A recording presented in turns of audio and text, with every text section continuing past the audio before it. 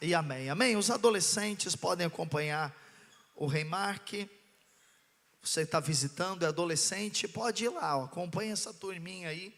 Você está visitando adolescente, acompanha eles, participa. Tem uma ministração, uma palavra, bênção de Deus para a vida de vocês. Glória a Deus. Irmãos, o tema da mensagem é uma pergunta: você vai vencer ou desistir? Você vai vencer ou desistir?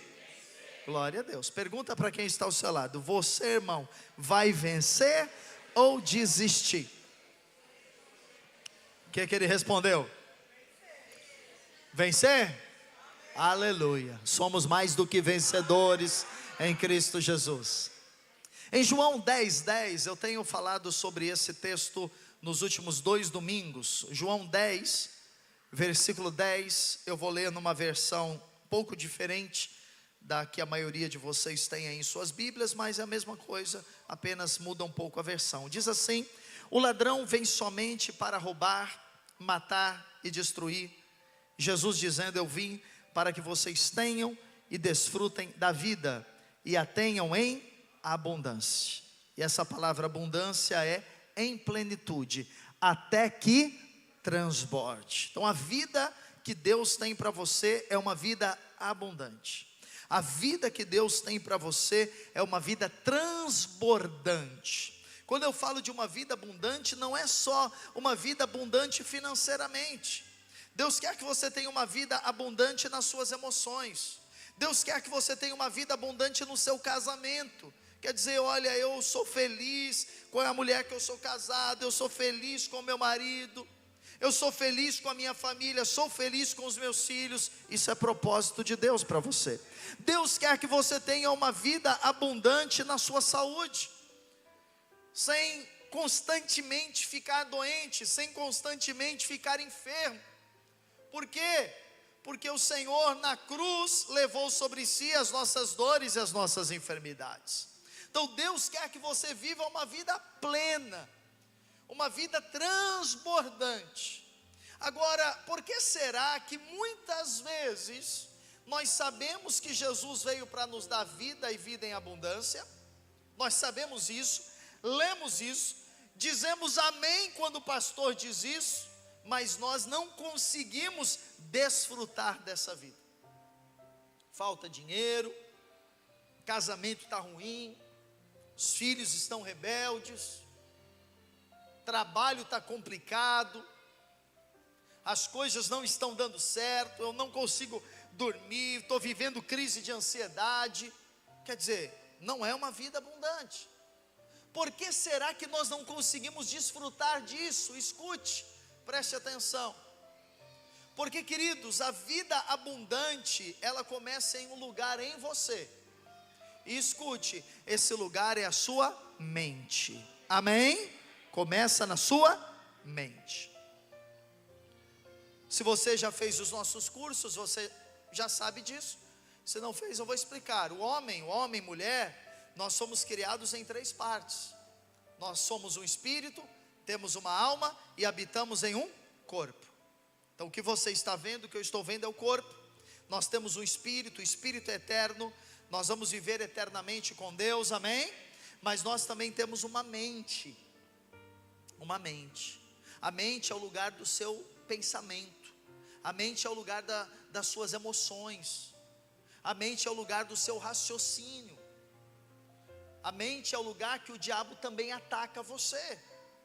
Então, se nós não renovarmos a nossa mente, se nós não pegarmos a palavra de Deus e colocarmos ela na nossa mente, ou seja, pensarmos de acordo com a palavra de Deus, nós nunca vamos conseguir viver uma vida em abundância. Por quê? Porque as circunstâncias, elas vão surgir no dia a dia. Nós usamos muito nas nossas pregações a palavra circunstância, e às vezes você não entende muito bem o que é isso. Então deixe-me explicar para você. A circunstância é aquilo que aparece no seu dia a dia de vida, contrário àquilo que a palavra de Deus diz.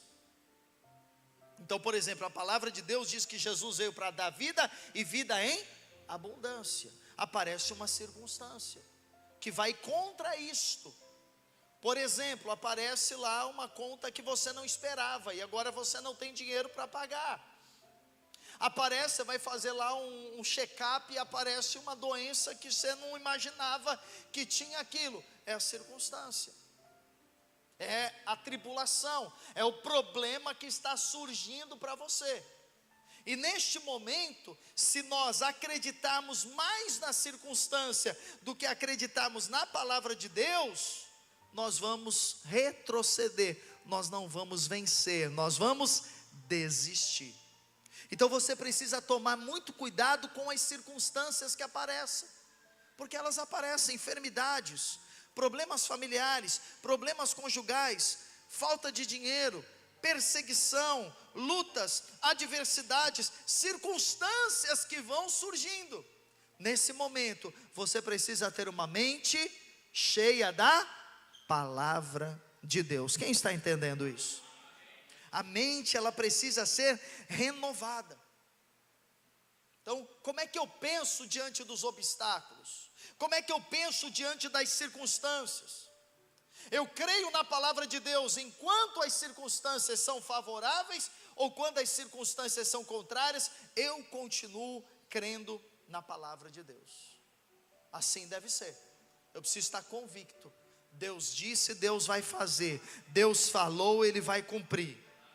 Então lá na minha casa, um exemplo, as pessoas não conhecem a Jesus ainda, e às vezes até me perseguem, até zombam de mim. Um exemplo, o que Deus diz? Crê no Senhor Jesus e será salvo tu e a tua casa. Aí você tem a circunstância, é o que você vê. Aí você tem a palavra, é o que Deus diz.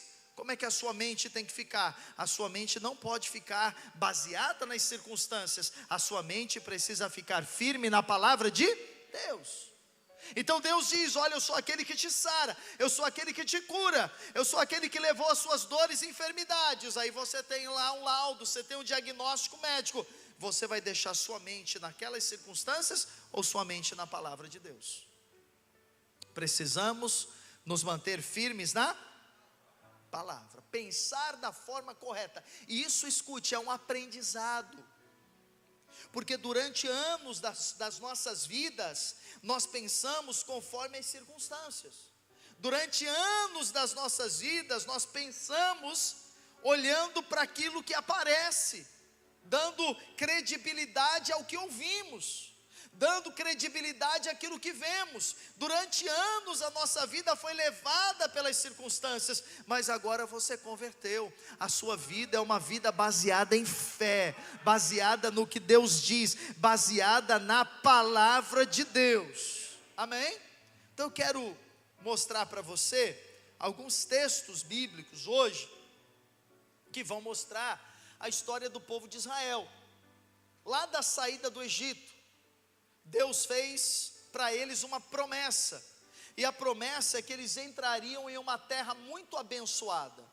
O nome dessa terra era Canaã, e a característica dessa terra era uma terra de muita prosperidade, de muita abundância.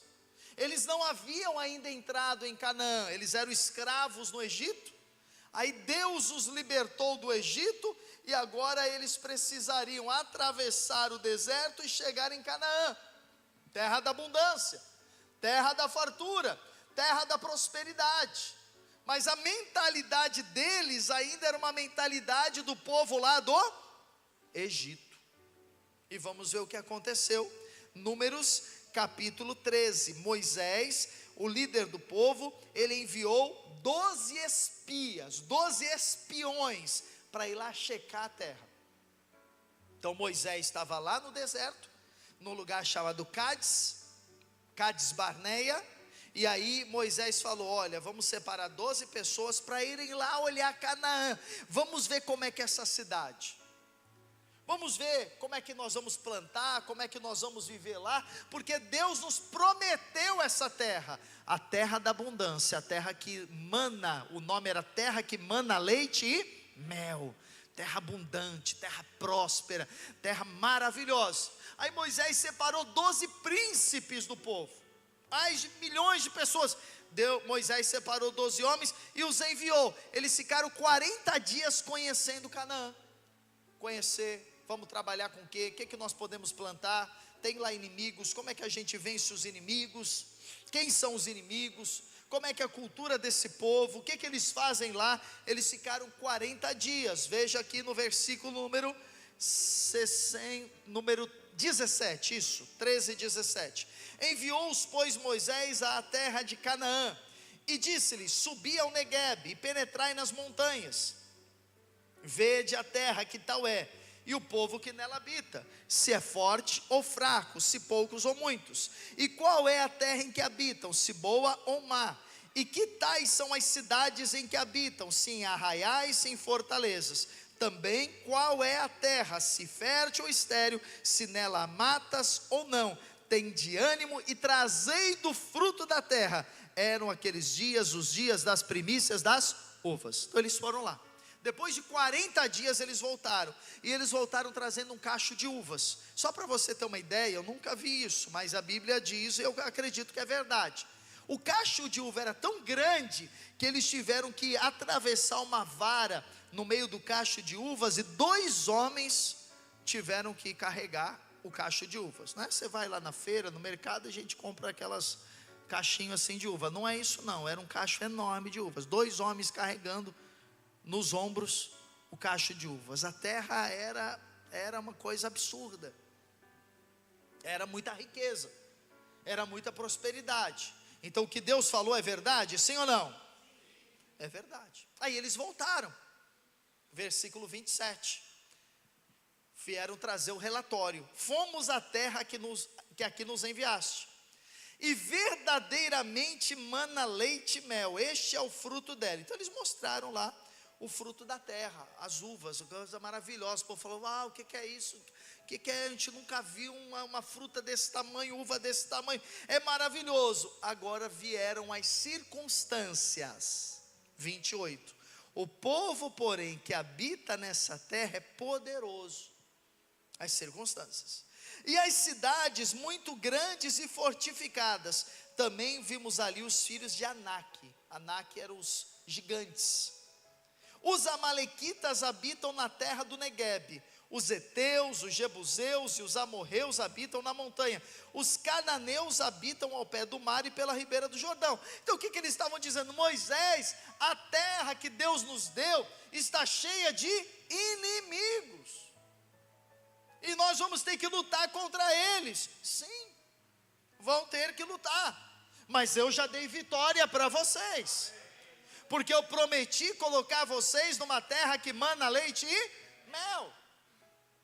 Versículo número 31. Porém, os homens que com ele tinham subido disseram: não poderemos subir contra aquele povo, porque é mais forte do que nós. E diante dos filhos de Israel, então aqueles homens infamaram, falaram mal, quando eles foram fazer a prestação de contas, contar para o povo como era a terra, diz que eles infamaram. Cuidado com o que você ouve. O que você ouve de negativo entra no seu coração e infama, coloca má fama na bênção de Deus na sua vida. Ficaram infamados com o que eles ouviram, dizendo: a terra pelo meio da qual passamos a espiar é terra que devora os seus moradores, e todo o povo que vimos nela são homens de grande estatura. Mentira. Não eram homens de grande estatura todo o povo, não era uma terra só de gigantes, mas para eles viam todos os inimigos deles como gigantes. Olha só, aqui não é que é mentira a Bíblia, não, é mentira o relato deles. O que eles falaram não era verdade. Eles entraram lá e falaram: olha, todo mundo lá é gigante. Não é verdade. Tinham outros inimigos de estatura normal, mas aqui, na mente deles, eles viam os inimigos como gigantes. Versículo número 33. Quando você vê o teu inimigo como gigante, você se vê como? Como grande ou pequeno? Como grande ou pequeno? Pequeno. Se meu inimigo é gigante, se o meu problema é gigante, se a minha dívida é gigante, se a minha enfermidade é gigante, se o meu problema conjugal é gigante, então significa que eu sou muito pequeno. E é exatamente, veja, também vimos ali gigantes. Olha que contradição. Primeiro eles dizem, todos são gigantes. Aí eles dizem, ali também tem gigantes. Então a mente confunde. Os filhos de Anak são descendentes de gigantes, e éramos aos nossos próprios olhos como gafanhotos. Então como é que eles se viam? Eles se viam como gafanhotos. Eles se viam como muito pequenos, muito limitados, muito incapacitados, sem energia, sem poder, sem vitalidade, sem capacidade. Essa era a autoimagem que eles tinham a respeito deles. E as nossas imagens ao nosso respeito, elas estão na nossa própria mente. Então é na mente que eu estabeleço, eu não consigo vencer, eu não consigo evangelizar ninguém, eu não consigo prosperar, eu não vou fazer aquele concurso que eu não vou passar, eu nunca vou poder conhecer aquele lugar porque eu não tenho dinheiro para isso, eu nunca vou ficar curado dessa doença porque essa doença não tem cura. Então é na mente que nós alimentamos aquilo que não é verdade à luz da palavra de Deus.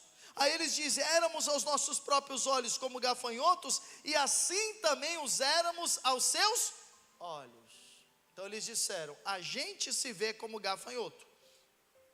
Então o que eles quiseram dizer? É que a gente se vê muito pequeno. Você já viu o tamanho de um gafanhoto? É pequenininho. Aí eles dizem, eles também nos viram como gafanhotos. Alguém deles disse isso? Não, se você ler todo o livro de Números, não diz isso. Eles criaram uma ideia de como os inimigos os viam. Os inimigos não disseram, olha, vocês vão vir aqui, vocês vão morrer, a gente vai atropelar vocês são como gafanhotos. Não, eles se viram assim e acreditaram naquilo. Então você precisa tomar muito cuidado com aquilo que você está deixando entrar nos seus pensamentos. A melhor coisa que pode ocupar os seus pensamentos é a palavra de Deus.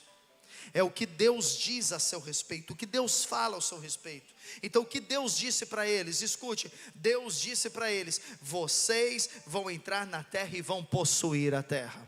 O que Deus disse para eles, vocês vão viver em uma terra abundante, uma terra de fartura. O que Deus disse para eles, vocês vão vencer todos os inimigos que aparecerem diante de vocês. O que eles precisavam fazer? Crer. Amém. Deus falou, é isso. Nós cremos, nós vamos entrar lá, nós vamos lutar, nós vamos nos posicionar e o milagre vai acontecer. A terra é nossa, nós vamos prosperar, nós vamos ter abundância nessa terra, ponto final. Mas o que eles fizeram? Eles ficaram olhando para as circunstâncias. Não podemos, não temos, não conseguimos, não dá certo, não é para mim. Então, querido, se na menor circunstância que aparece em sua vida, se na menor oposição que aparece na sua vida, você se vê como alguém incapaz, você vai perder, você não vai prosperar, você não vai viver em abundância. Se na primeira dificuldade que aparecer e alguém dizer, você não consegue, isso não é para você, você não tem capacidade, você acreditar nisso, você não vence, você desiste. Deus quer que você tenha uma mentalidade de vencedor. A mentalidade vencedora é a mentalidade de Cristo, porque Cristo é mais do que vencedor. Agora eu posso ter uma mentalidade de gafanhoto. Qual a mentalidade de gafanhoto? Não, que nem aqui na hora do louvor, né? A gente falou, irmão, ore pela pessoa que está ao seu lado, ministre na vida dela. É muito fácil você saber se você tem já uma mentalidade vencedora ou de gafanhoto. Se você tem uma mentalidade vencedora, você vai lá e ora pela pessoa. Por quê? Porque não é o seu poder que abençoa a pessoa, não é a sua vida que abençoa a pessoa, não é a unção sua que abençoa a pessoa, mas é o poder de Deus em você. Aí se você tem uma mentalidade de vencedor, você vai lá e fala, o pastor está falando para mim ir lá orar, eu vou orar. Por quê? Porque é o poder de Deus, é a vida de Deus, é o poder do Espírito Santo que vai me usar. Quando nós falamos, olha, evangelize, chame alguém para os cultos, leve alguém para a célula, vai ter um encontro com Deus, convide alguém. Se você tem uma mentalidade de gafanhoto, você fala, não, eu não sei nem falar, eu vou falar, vão rir de mim, eu não sei pregar para ninguém, não, isso não é para mim. Não vai acontecer. Mas se você falar, não, o Espírito Santo vai me capacitar, eu vou abrir a boca e Deus vai mover, eu vou abrir a boca e Deus vai falar, é isso que acontece. Então os espias, eles tiveram uma atitude de derrota, diante dos obstáculos, eles se sentiram inferiores, menores. Tem gente que é assim, tem gente que olha para a família dela, e ela sempre se acha menor do que os irmãos, do que os parentes, sempre se achando menor. Desde que vem na igreja, ela sempre se acha menor. Não, o maior habita em você, irmão. Então muita gente está sempre se sentindo para baixo, está sempre se sentindo incapaz, está sempre se sentindo inferiorizado, sempre se sentindo como um gafanhoto. E quando você vai se sentindo assim, o seu inimigo começa a abusar de você, o seu inimigo o diabo, ele começa a perceber, e aí ele vai então atacando sua mente, ele vai colocando mais pensamentos na sua mente, de incapacidade, de inferioridade, de não conseguir, de derrota. Isso vai impedindo você de desfrutar da abundância. Amém? Deus tem vida e vida plena. Deus tem vida e vida em abundância. Então você não deve se concentrar na sua fraqueza, você deve se concentrar no poder de Deus que está dentro de você. No Evangelho você não olha para você, no Evangelho você olha para aquilo que Deus colocou dentro de você. Toda vez que você olha para você, você encontra limitações. Toda vez que você olha para você, você encontra incapacidades. Mas quando você olha para o Cristo que habita em você, então você encontra força, capacidade e poder. Amém? Então não se concentre em você, se concentre em Jesus. E onde Jesus está? Habitando dentro de você. Amém? Então tem um desafio. Preciso agora prosperar, preciso de uma renda extra, aumentar meu salário, quero trazer minha família para Jesus, estou com uma enfermidade. Olhe para as circunstâncias contrárias, olhe para mim, incapacidades, limitações. O que eu faço? Desisto? Não, eu olho para o poder de Deus que está dentro de mim. Esse poder que vai te aperfeiçoar, esse poder que vai capacitar você. Amém, amados? Mas o que acontece? Haviam 12 espias, 10 trouxeram um relatório negativo, mas 2 trouxeram um relatório positivo. Um deles era um homem chamado Caleb, Números 13:30. Então Caleb, diga Caleb. Caleb tinha uma mentalidade de um vencedor. Sabe que você que está aqui na igreja já sabe, mas quem está chegando, nós temos um slogan aqui na igreja.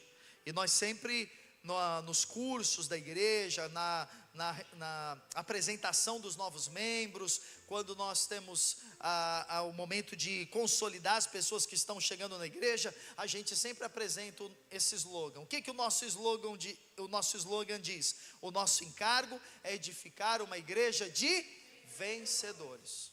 E você está aqui, se os seus filhos estão lá na igreja infantil, a gente diz, as irmãs que estão lá, elas dizem para as crianças, o nosso encargo é edificar uma igreja de crianças vencedoras, porque se nós ensinarmos as crianças desde cedo, por isso que você tem que trazer seus filhos para a igreja, o trabalho que eles derem você traz, não tem problema, traz eles. Por quê? Porque se eles aprenderem a ser vencedores desde cedo, eles não vão ter a mentalidade de gafanhoto que adultos têm. Porque nós adultos temos mentalidade limitante, que não é baseada na palavra. Então Caleb, ele tinha uma mentalidade diferente. Aí ele foi lá e ele fez o povo calar. Ele falou: ô pessoal, cala a boca aí. Então Caleb fez calar o povo perante Moisés e disse: eia, subamos e possuamos a terra, porque certamente prevaleceremos contra ela. Então, no meio daqueles 12, havia um homem cheio do Espírito Santo e com uma mentalidade de vencedor. Ele disse: não, a gente vai entrar lá, e nós não somos gafanhotos coisa nenhuma, nós somos vencedores. Deus habita dentro de nós, o poder de Deus habita dentro de nós, a vida de Deus habita dentro de nós, o Espírito Santo está em nós, e nós vamos entrar lá, e não importa se é gigante, se não é gigante, não importa se a cidade é fortificada, é murada, Deus está conosco, nós vamos entrar lá, e nós vamos prosperar. Caleb. Aí o povo ouviu o relatório dos 10 espias, e o povo ouviu o relatório do Caleb, e junto com Caleb havia um outro homem chamado Josué, que falou para Caleb: é isso, vencedores, nós vamos vencer, vamos entrar na terra da abundância. Aí você vai dizer: pastor, então eles convenceram? Não, diz a Bíblia que o povo pegou pedra para atacar neles. Versículo 6, e Josué, filho de Num, e Caleb, filho de Jefoné, dentre os que espiaram, Números 14, dentre os que espiaram a terra, rasgaram as suas vestes, e falaram a toda a congregação dos filhos de Israel, dizendo: a terra pelo meio da qual passamos a espiar, é terra muitíssimo boa. Se o Senhor se agradar de nós, então nos fará entrar nessa terra, e nos dará a terra que mana leite e mel. Tão somente não sejais rebeldes contra o Senhor, e não temais o povo dessa terra. Ou seja, não tenha medo das circunstâncias, não tenha medo das notícias, não tenha medo dos problemas, porquanto como pão os podemos devorar. Agora veja essa frase de Caleb e Josué. Eles dizem assim: retirou-se deles o seu amparo, o Senhor é conosco, não os temais. Essa é uma verdade que você precisa saber. Escute, essa é uma verdade que você precisa saber. Deus está com você, Deus está ao seu lado. O inimigo está desamparado, mas você está amparado, sustentado, guardado pelo Senhor. Os seus filhos, a sua casa, a sua empresa, o seu trabalho, os seus negócios, a sua saúde, a sua vida, tudo que você tem está amparado nas mãos do Senhor. Você precisa entender isso na sua mente, porque se você não entender, você vai viver que nem um gafanhoto. Eu não posso, não dá, está difícil, está complicado a crise, o país, olha o que está acontecendo, tá, o dinheiro, a economia. Você vai viver dessa maneira. Mas se você saber, maior é o que está comigo do que está no mundo. Eu não estou sozinho não, eu tô com o Senhor, eu estou cheio do Senhor. Paulo diz, irmãos, em 2 Coríntios 4,18, que nós não devemos nos atentar. A palavra atentar aí é prestar atenção. Paulo está dizendo: não fique prestando atenção nas circunstâncias, não fique prestando atenção nas coisas que você vê, mas preste atenção nas coisas que você não vê, porque as coisas que nós vemos, elas são passageiras, temporais, passam, mas o que nós não vemos é eterno. Então a promessa que Deus te fez, o que está escrito na palavra dele, o chamado de Deus na sua vida, o propósito de Deus na sua vida, a promessa de saúde, a promessa de prosperidade, a promessa de Deus abençoar a tua casa, teus filhos, teu casamento, essa promessa, ela é eterna, ela dura para sempre, ela é inacabável. Essa promessa pode passar anos e anos e anos, ela permanece na sua vida. Você pode ter errado, você pode ter desviado, você pode ter falhado, mas a promessa de Deus continua em sua vida. Por quê? Porque a palavra de Deus é eterna. Que Deus fala é eterno. Agora, o que nós vemos é passageiro. Aí você precisa decidir: eu vou viver a minha vida baseado no que é eterno, ou eu vou viver a minha vida baseado no que é passageiro? Ou seja, eu vou andar de acordo com as circunstâncias. Eu não estou bem, não vou no culto, não vou louvar Jesus, estou com muita luta, muito problema, não vou mais para a igreja, não vou mais orar, não vou mais ler a Bíblia. é muita pressão, é muita dificuldade, é muita luta, não dá, eu sou muito pequeno, limitado, esse negócio de crente não é para mim. Você está vivendo de acordo com o que é temporal. O diabo está usando as circunstâncias para te afetar. Mas você, diante de tudo isso, você se posiciona com a mentalidade de um vencedor. E você diz: eu vou ficar com o que a palavra de Deus diz. Eu vou encher a minha mente daquilo que a palavra de Deus diz. Aí Deus, irmãos, ele olhou para Caleb, eu termino com isso. Deus olhou para Caleb e Deus diz: porém o meu servo Caleb, visto que nele houve outro espírito, e perseverou em seguir-me, eu farei o que? Ele entrar a terra que espiou, e sua descendência possuirá. Então Caleb resolveu tomar mente de vencedor. E o que Deus disse? Por causa da decisão sua, Caleb, por causa do seu posicionamento, você vai entrar na terra da abundância. Porque você resolveu não olhar para as circunstâncias, você resolveu olhar para a palavra. Você resolveu ficar com a palavra. E daí, irmãos, levaram-se, escute, 45 anos, em que Deus fez a promessa, em que eles visitaram Canaã. Passaram-se 45 anos para que eles pudessem entrar em Canaã. Era para eles entrarem em poucos meses, em poucos dias, mas demorou 45 anos, aquilo que era para acontecer em um mês. Por quê? Porque Deus disse: com essa mentalidade de gafanhoto, vocês não vão vencer gigantes.